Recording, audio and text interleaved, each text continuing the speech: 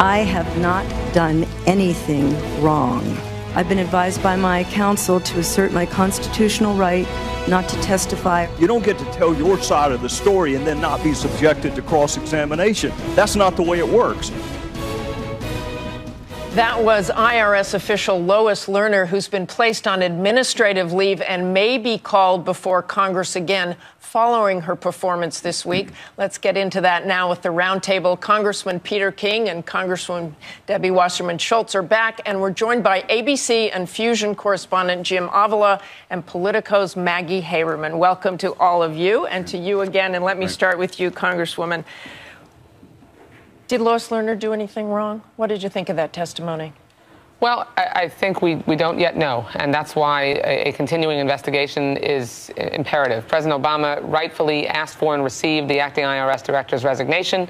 He's called for a deeper dive on whether anyone at the IRS actually did commit any crimes, and to see what can be done down the road to make sure that it never happens again. At the end of the day, an agency as powerful as the IRS should never engage in any conduct that treats taxpayers less than neutrally, and President Obama rightfully called the conduct that occurred here outrageous and unacceptable.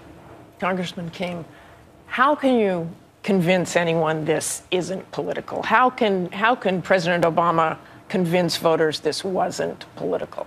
I think by laying out all the facts, and I agree with Debbie, this was, as I see it, a terrible abuse of power, and it has to be fully investigated. The only question to me involving the president is how close to his inner circle did this get, as far as him knowing about when it happened? We learned his chief of staff knew about it this week, correct? Yeah, and again, is it not certain the timeline about when his counsel knew about it, when the chief of staff knew about it, when the Treasury counsel knew about it. And as far as the White House counsel, I don't think it's the White House counsel's job to insulate the president. I mean, that's what we're hearing secondhand, that they didn't want to tell the president because they didn't want him to be brought into it.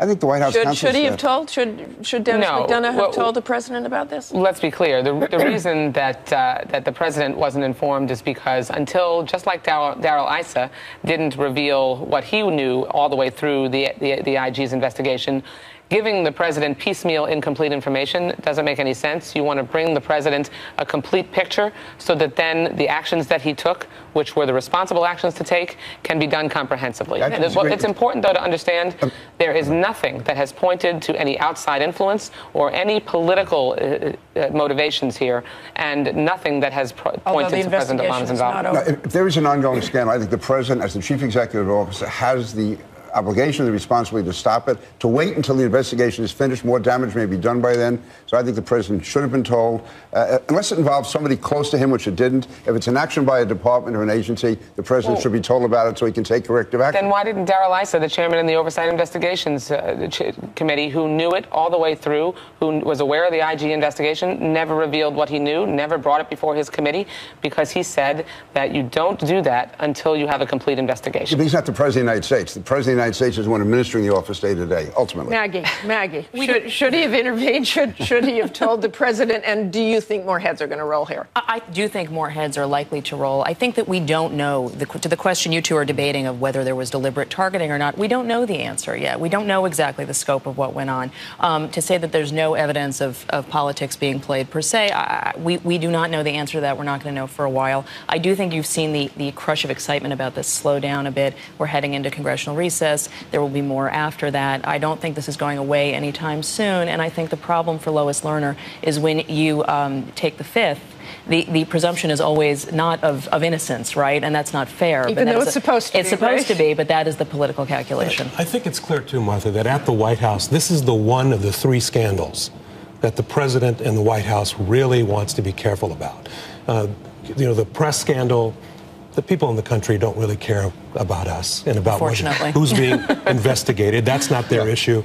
They might care about the information they're not getting eventually, though. But it's not it's not the forefront.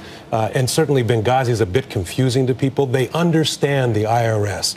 They fear the IRS. They do not want the IRS in our business and in other people's businesses when they're not supposed to be. And the president understood that from the beginning. He did speak out right away, and he has taken action there very decisively. Maybe not to everybody's satisfaction, but there is a clear difference in the way they address this. Jim, let's move to the big issue you covered this week, and it's the immigration bill making it through committee. A lot of celebrating up on the Hill. Let's take a look. It's gratifying to see the momentum behind these reforms. That's how we move legislation forward for the greater good. Compromise. I must observe that S744 repeats many of the mistakes of the past. That's Harry Reid celebrating, by the way. That's I think that's as excited as he gets. Jim, what happens now? I think maybe the celebrating will level out a little bit here. Well, it was celebration because this was the first step, and it's a long road. The Senate did, in fact, work. And there was some celebration about that there was some government working here. There was compromise among senators here. There was, of course, self-interest in all of this because the Democrats have a huge, a lot at stake. They've promised, they've received support from the Latinos in particular. And the Republicans, in order to continue to be a national party in this country, have to somehow get back some of that Latino support, and immigration is the only way to do it. Senator Bob Menendez told Univision's Jorge Ramos that they don't yet have the 60 votes needed to avoid filibuster, correct? That is correct. And that is, well, this was absolutely a step, and I think there was jubilation about that. At the end of the day, we were talking about it got out of committee. The real work is going to take place on the floor, and this is going to be very messy. Privately, some Democrats will say they do not think they have the votes. They're not certain that it will pass. They know they're going to lose some Democrats who are up for re-election in 2014, and it's not really clear what Republican votes they're going to pick up. And that's just in the Senate. That's just in the Senate. We're not even. That's right. We're not even Let's talking about move over to the House over here, as long as we have the both of you here. Where does this go from here? What do you think? I can only speak for myself. My concern is about the security. We're in this position now with 11 million illegal immigrants because there was not adequate security. 8 guys coming out of a room saying there's going to be security, or 8 senators, is to me not enough. But I do want to vote for a bill. I'm a grandson of immigrants, grew up in an immigrant neighborhood. New York, as Maggie knows, there's immigrants everywhere, and we just come to accept it. It's part of our tradition. So I want to encourage more legal immigration, and if we can find a way to legalize the 11 million of the year, I just want to be sure that we're serious about security and not just saying it's there. If that can be done, then I would certainly vote for it. There are 11 million undocumented immigrants in this country who deserve a path to legal status, a path to citizenship. It is wonderful and huge progress that the Senate Judiciary Committee passed this bill, but the jury is still very much out. Peter King's very conservative Tea Party colleagues have no interest in ensuring a path to citizenship, and the fight ultimately, I'm concerned that Maggie thinks it might not even get out of the Senate, but we certainly have an internecine battle coming in the House, and at the end of the day, the Republicans politically need to do this. If they don't, they're going to lose the Hispanic vote for a generation. It's a question of getting it done right. And again, I don't want to be in a situation where 5 years from now there's another 5 or 10 million illegal immigrants here in the country. Yes, if we can legalize them, fine. But again, we have to make sure the systems are in place and we're not just going through a feel-good process where we say there's security and it's really not there. I want to move to another big issue, not just this week, but for months and months and months, and that's the issue of military sexual assault. You heard President Obama talk about it. You heard Secretary of Defense Chuck Hagel talk about it. This is a huge issue. You heard General Allen talk about it, that it's a matter of leadership. But is it more than that? Does more need to happen? 26,000 sexual assaults in 2012 alone. That they believe many of them unreported. That went right. Men and women. I mean, the person who was responsible for sexual assaults and their accountability was accused of sexual assault.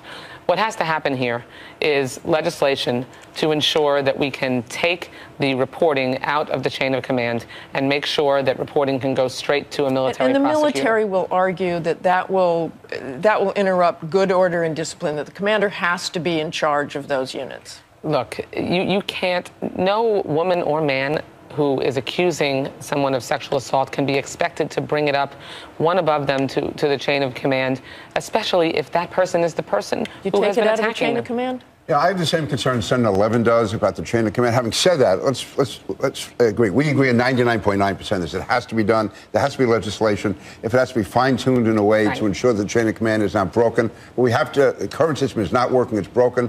And anyone who has a daughter or even a son in the military, whatever, or a relative, it's absolutely offensive to think that they could be sexually abused and proper action not taken. Jim Avila, quickly. I've heard this for 20 years. I've heard leaders say this is going to change, zero tolerance. And it hasn't. Do you really believe it will change this time because of what the president said this week? Because he's made it a priority. Having covered the war as you did in Iraq, I saw the number. It's the numbers, Martha. The fact that there's so many men and so few women. I believe the women are uncomfortable. They're uncomfortable in Iraq. When I saw them in the barracks, it was not a comfortable situation. They're uncomfortable in the academies. And this is terrible for the military because what's happening is... Sexual assault happens to men, too, by the way. Yes. It does, but not in the numbers. And what is bad for the military here is that what's happening is that the women, you're not getting the best and the brightest anymore because they're not going to want to go in the military.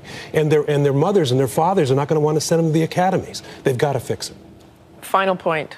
Anthony Weiner, back in a run for mayor. Does he have a chance?